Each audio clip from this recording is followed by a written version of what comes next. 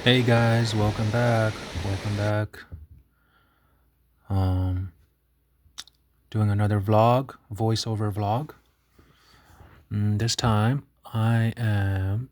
It's kind of like the previous vlog with the butterflies and the flowers, but just flowers only, no butterflies, and people this time. It's so beautiful here. I just love this old couple, very cute couple that just taking a photo together with the self timer. Very sweet. Oh my goodness. This place, it's called Bihoku Hillside Park.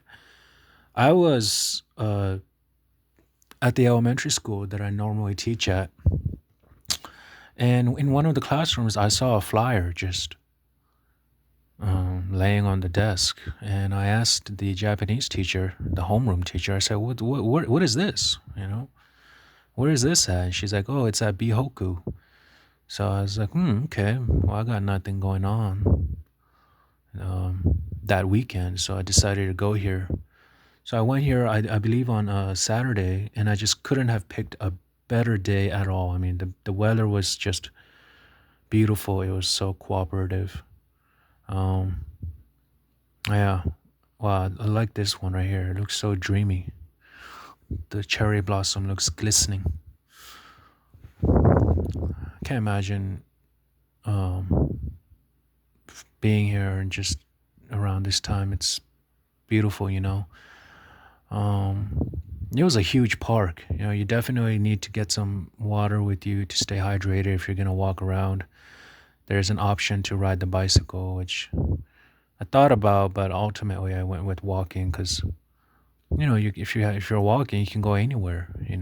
So, uh, have you guys seen that movie 28 Years Later, the first one? It's like the zombie apocalypse horror movie. Well, there's like this scene where the mom and the boy are in like these garden or this flowers, fields of flowers. When I was here, I kept reminding me of that for some reason. But in the movie, the grasses were much taller. They weren't unkept. So this was really beautiful. Um, you just walk around. I don't know what kind of flowers these are. I'm not a botanist, um, but they're beautiful regardless. I love these trees. These three, five, six, I don't know, 7 or 8 trees. Um, just zooming out. I mean, look how beautiful that is. But yeah, you know, overall, I had a great time here. There's Thomas the Train Engine. Thomas the Train Engine? Or is it just Thomas the Train? I don't know. This looks like straight out of Teletubbies. Doesn't this look like Teletubbies set? Like if you were a producer and you were gonna remake Teletubbies, this is the spot. This is where you need to go. This is where you need to be at. Um, I like Teletubbies. I remember watching it when I was a kid. I was just so surprised, I was so confused about it, but it kept me entertained. Yeah, these are beautiful flowers. It looks like you know, the yellow and the red and the white and the red again. It's beautiful. Um, I'm gonna miss Japan a lot. I went here a few weeks ago. Right now it's April 28th, 2026, 9:03 p.m. I went here a couple weeks ago. But my time in Japan is almost coming to an end. I have about 3 months left. 3 months left.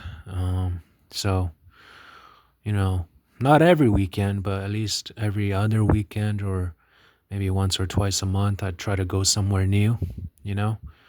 So, oh, I love this. Uh, these fishes. Oh, wait. See, as an English teacher now, I'm even sensitive to what I'm saying. Do you say fishes or just fish? I forgot. Actually, I think you should say fishes if there's like different kinds of fish. right?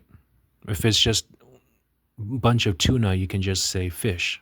But if it's like, a tuna, a salmon, a clownfish, different kinds of fish, then you have to say fishes. This right here, this was my favorite video that I shot that whole day. This right here, just zooming in on that was like the perfect. This is, I've seen plenty of cherry blossom trees, but never something like this where it's drooping down. Where it's drooping down, and the wind.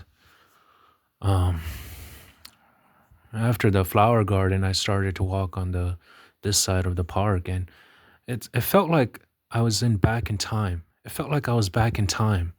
Like there was hardly any people, and if there were people, I guess I must have just um been there when there wasn't. There, it felt like I was going back in time. It was so quiet and peaceful, and the people were usually just working. Cleaning out the lake, preparing lunch. Um, so I was able to go in here, and I went upstairs, and I guess this is like an exhibition.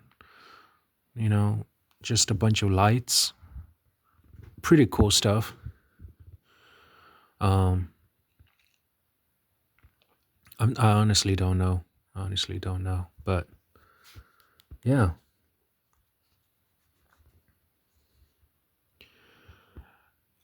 So I went here because it's like a tea house, and you can just sit there and just drink tea. I thought I was so shocked. I was like, oh man, I gotta pay somewhere to do this, right? But I guess not. No, you just sit down and you just drink tea, and it was so peaceful. You know, I was kind of worried about the two people right there that they were gonna say something because I was recording, but they were pretty chill. Let me flip the camera here and just show you. Like, you see how you're sitting on the tatami mats, as they call it, and it's just ground level, and you're just enjoying everything. People are over there just laying down, enjoying their tea, their snacks. Um, it's just so cool. This is the kind of stuff that you don't expect, but it just happens to be there.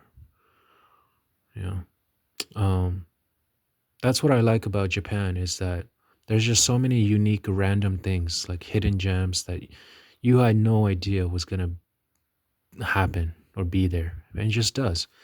I think Japan is really cool because it doesn't try too hard.